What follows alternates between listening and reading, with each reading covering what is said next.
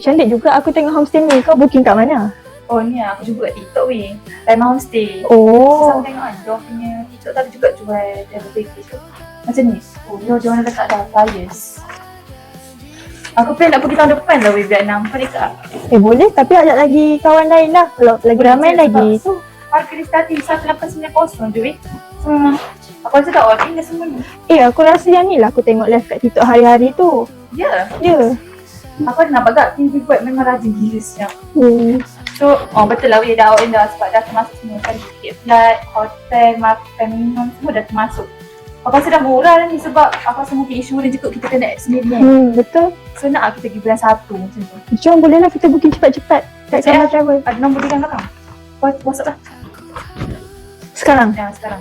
Boleh? Kau kan? Aku dah call dah. Dia orang cakap untuk bulan 10 ke atas banyak lagi kosong. Oh ya, kita pergi awal lah. Dah sebelah kan kosong okey kot. 21 lambat sangat kot sebab awal tu kan. Betul.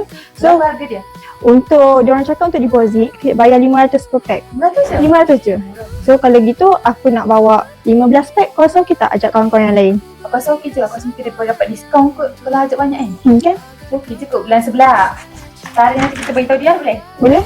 Oh dia bukan ada biar 6 je weh. Bapak banyak siap. Bromo pun ada weh. Bromo ni kan tempat OOTD kan? Kalau kau minat ke gunung? Bromo boleh juga.